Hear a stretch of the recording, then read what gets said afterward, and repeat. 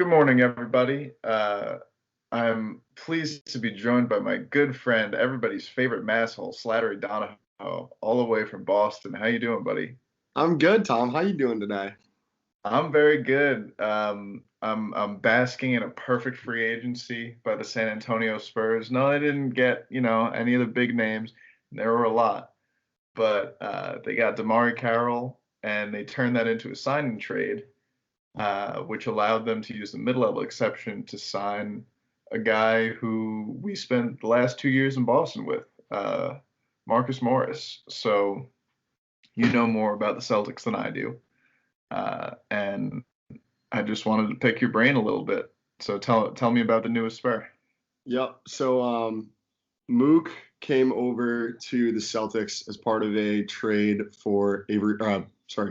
As part of a trade that sent Avery Bradley to the Pistons. Celtics fans were super high on Avery Bradley. I certainly wasn't excited to see him go, but it sort of turned into looking at Avery Bradley's career. Since that trade, injuries were a part of it, but I think he was a great example of somebody who really benefited from the kind of coaching that Brad Stevens gave him. And also, it didn't hurt that Mook really gave us something to be happy about from that trade. He was a fun guy to have on the Celtics for a couple of years. He really stepped up during a stretch last year, or the 2017-2018 season in particular. They were really depleted by injuries sort of the third quarter of the season or so. He stepped into a starting role and played really well.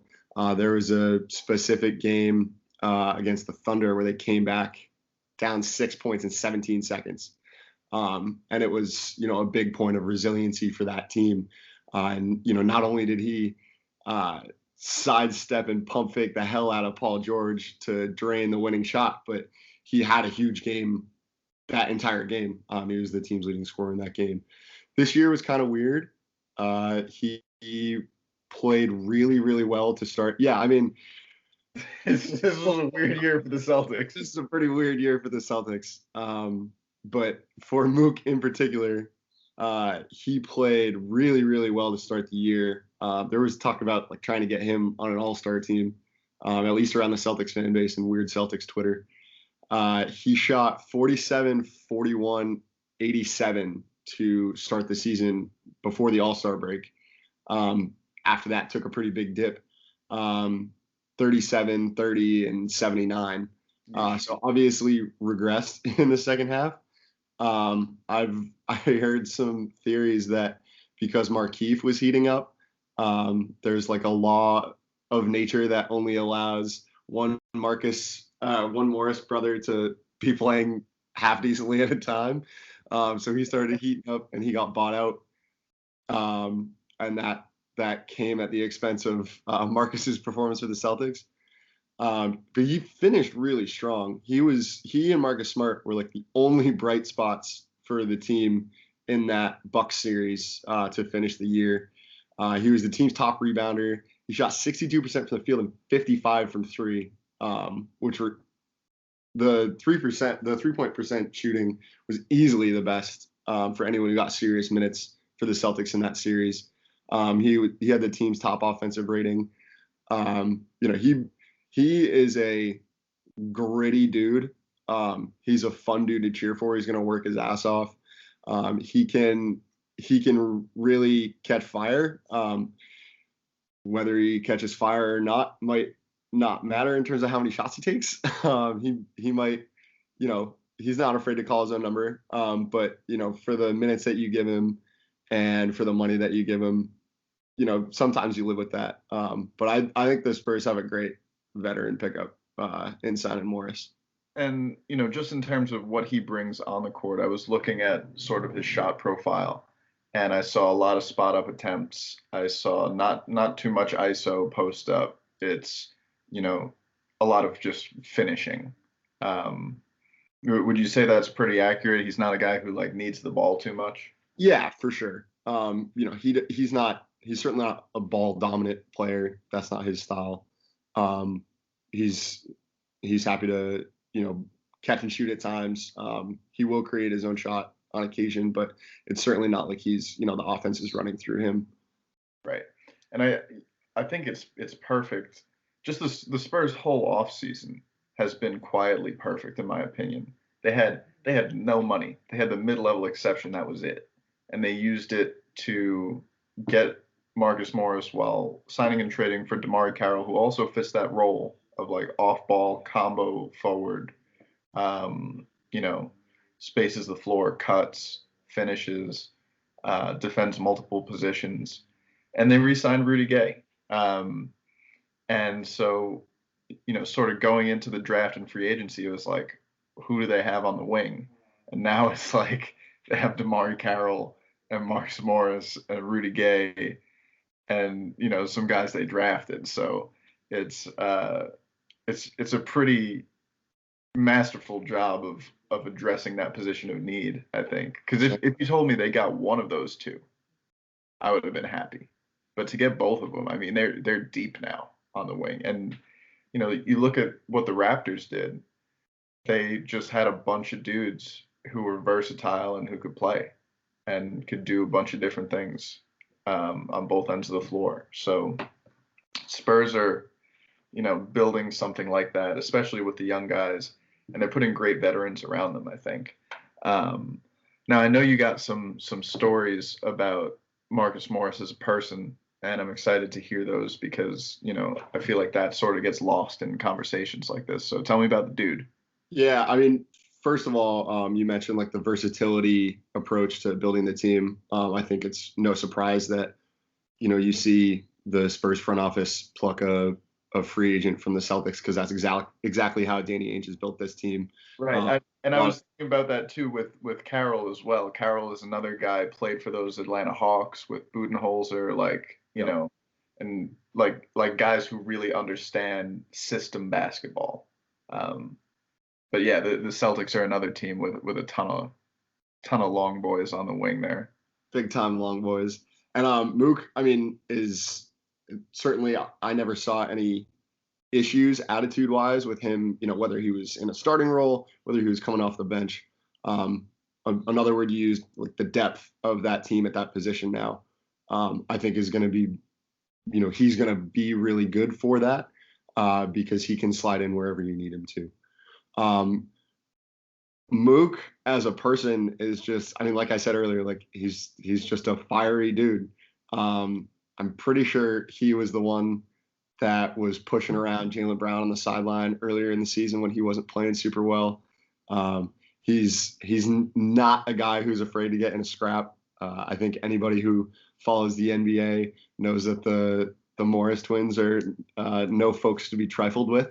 Right, he's first team all not to be trifled with. Yeah, first team all back alley. 100%. I saw a tweet this morning that somebody asked him to go. Somebody said that he should sign with the Lakers, and he just quote tweeted it and said "No way" with the star eyes emoji. Right. Yeah, he's just here to hoop and have fun. Him and Marcus Smart as the two Marcuses on the team gave the Celtics some serious and certainly at times well needed grit.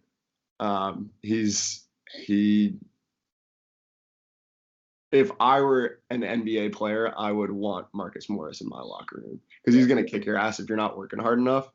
And he's a guy that you would go to war with. You see that 100%. Big time foxhole guy, glue guy. I'm excited. I'm excited for that. And that's something that the Spurs. It's not that they haven't had it, but the grit factor has been a little low for the Spurs in really since Bruce Bowen, right? Like, and they just traded away Davis Bertans, who just a 6'10" Latvian dude, thin as a rail, but like he was ready to fight somebody when he stepped on the court, Yeah, 100%. So I'm glad to see some grit coming back this offseason. Do you have any funny stories about Mook Morris? Not off the top of my head. I mean, just Roller coaster, or was what's that the roller coaster of last year? well, I mean, I guess one thing that I can say is he just like certainly wasn't a problem. I do remember him in an interview just talking about the team not being that fun, uh, which it clearly wasn't. uh, Right. if any of my Spurs fans out there digesting your content watched much green and white this year, was not the best of times. But he had an interview and said it wasn't fun. And from that point, they went on plenty of small runs here and there where everyone was trying to convince themselves that the Celtics had finally figured it out. And it did seem like that comment had kind of sparked something, however short-lived it might have been. But Mook certainly wasn't the problem. He wasn't he wasn't the guy that was upset that he was losing minutes because of Gordon Hayward, and he certainly didn't have an issue with the minutes at the point guard position. As far as I could tell, he was just along for the ride. I can't imagine being a guy in his position and dealing with that disconnect in the locker room. For folks that don't know, I kind of alluded to it. The main issues in that locker room were the minutes that guys like Jason Tatum and Jaylen Brown lost to Gordon Hayward in his rehab efforts, and that seems to be the major one because anybody could see that he being Gordon Hayward was not playing up to what anybody necessarily hoped for him to be. Obviously, a tough situation coming off that injury, that brutal injury from the beginning of the 17-18 season. But he then, because of that, had a shortened preseason and just didn't come in strong enough, as strong as he would have liked to. So that was a complicated situation with the rehab. And then Terry Rozier being unhappy with having to go back to a bench role with diminished minutes after performing really well in the playoff run that they had last year. Kyrie comes back and he has to go back to being out of a starting role. That it just turned into a very combustible locker room. And again, Mook's a combustible guy, so in a sense, credit to him for it not getting worse.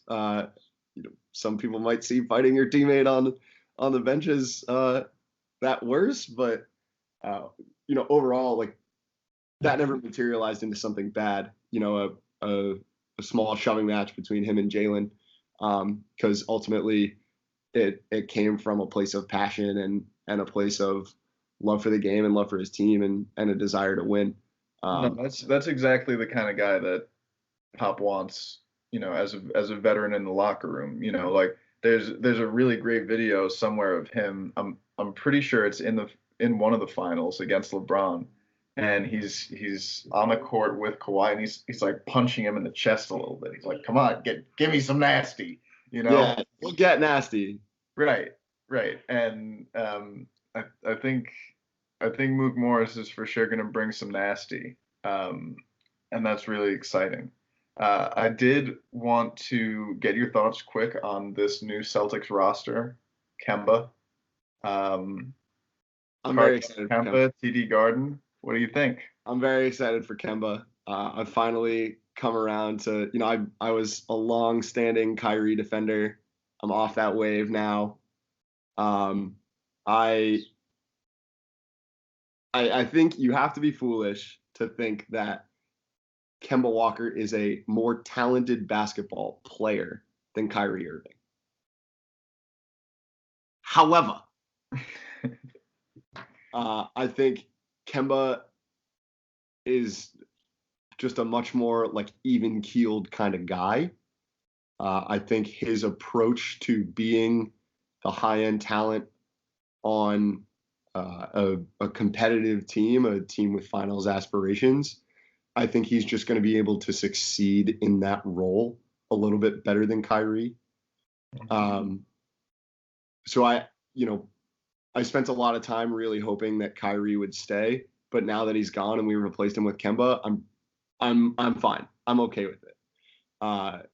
the two departures that really, really hurt are Al Horford, obviously, and one that people outside of the Celtics universe don't really talk about, Aaron Baines, getting traded to the Suns to open up cap space.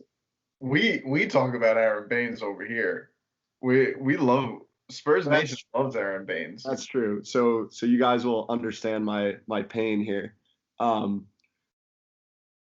The hatred that I have built up for the 76ers these past couple years, now that both these teams have been competitive, is like borderline unmatched. And I love basketball. Basketball is not even my top sport. And I hate Philly trash. I despise everything that the Sixers embody now.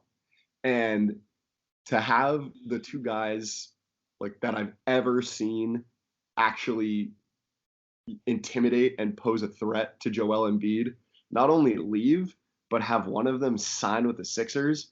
Like, Al Horford signing with the Sixers hurt worse than 11-year-old me watching Johnny Damon sign with the Yankees. Wow. And like really seeing him all clean cut and stuff, shaved off the beard and everything. I really think that it hurt worse because not only because of the off-court stuff, the off-the-field stuff, but it brutalizes the matchup that we deal with going into a team that we play 4 times in the regular season and have a serious possibility of matching up with in the playoffs. And, we've had their number for a long time. Their record against the Sixers record against the Celtics the past 3 or 4 years is very, very bad. Even now that they've become this East contender. But a lot of that is due to the defensive game plan that Brad Stevens has been able to put together with those players, and sliding in Enes Kanter as a starting center for defensive purposes is not that great. He's obviously another guy that the Celtics added. I'm interested to see what that offense can look like. I'm scared to see what that defense can look like. We'll see if Robert Williams, the rookie from last year, the Time Lord, we'll see what he can kind of bring to the table. Yabu. Well, Yabu's more of a 4. I don't see him getting that many more minutes. But it's certainly possible. Somebody's going to have to step up, whether it's Yabu, whether it is maybe Shemi. I'd see it more likely being Shemi. Shemi Ojale, the powerhouse that he is. Dude is probably the most ripped guy in the entire NBA. Stacked. It's terrifying to watch him just exist. Yeah. I'm excited. Kawhi left the East, which only helps. Giannis is still a big, scary man. And the Sixers were already good and probably got better by keeping Tobias, even though they didn't keep Jimmy, signing Al Horford. So I'm excited for the East this year. I'm excited for basketball in general. And I'm excited for a relatively fresh start with the Celtics, to see what they can kind of do with less bad blood, hopefully, boiling up throughout the season. Yeah, I hear you. And before we go, I just wanted to get your quick thoughts on this. So everybody knows that the Morris twins, Marcus and Markieff, have the same tattoos. And that's a bizarre, truly bizarre thing. But it led to the conspiracy theory that when Markieff got hurt, Marcus subbed in for the Wizards when we were playing them in 2016. Right. And I started to really believe it. I want to believe. I want to believe that they have like worn each other's jerseys in games and stuff and like just totally screwed around. They definitely have in like high school. There were stories about it. It's real. For sure. But there's also one other person who has some of those same tattoos, and it's because the Morris twins and their family basically adopted him in college after some of his family had passed away tragically in a week. And that guy is Thomas Robinson, a New Hampshire native. Sure there, Bob. coming from the live free or die state, Yeah. and he was the fifth pick in 2011, but he actually, he's been kind of in and out of the league, played a little bit in China, and was with the Maine Red Claws last year. Um, and watching him this summer league, I'm sure you haven't watched too much, uh, you know, Spurs summer league highlights, but I mean, he's playing like a maniac. Like he's a pure athlete, and just he looks like a guy who really wants to be uh, in the NBA again. So you know, just is that just like, I'm looking at a picture, Matt Bonner, another New Hampshire legend. Um, what Tell me about the state of New Hampshire basketball. What makes you guys such a powerhouse? So Matt Bonner was fun. Matt Bonner story. He was dating a girl who worked at my after school program in like third grade, Uh-huh. and I got this. This was, I think, when he was still playing at Florida, um, and I he like just came and hung out one day, and I got an autograph on my T-shirt from him that day. It was a purple Manchester Monarchs AHL team T-shirt, and it was all I had. I was like, "Can you sign this?" He was like, "Dude, it's purple. You're not like, what are you doing? You're not gonna be able to see it." It's like, "Yeah, can you do it anyway?" I was like, "Fine." But yeah, 100%, all love for Matty B, the Red Mamba. He went to school the city over from me actually growing up. Obviously a lot older, but it's very cool. You know, we're a small state. We both in size and population, and certainly sports prowess. We usually find it easier to hang our hat on people like Bodie Miller.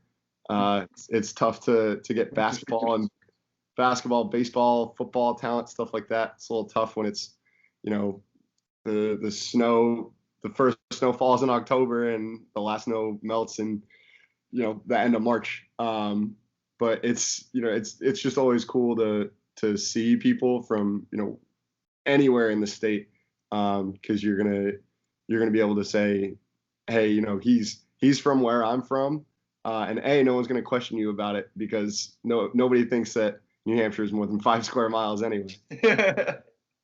But it's cool to be from a state that small, because we can really publicly rally around people like that, and be happy that one of our own from this little old state up north made the big time. So all love to Thomas Robinson, and if he makes the roster, that'd be awesome.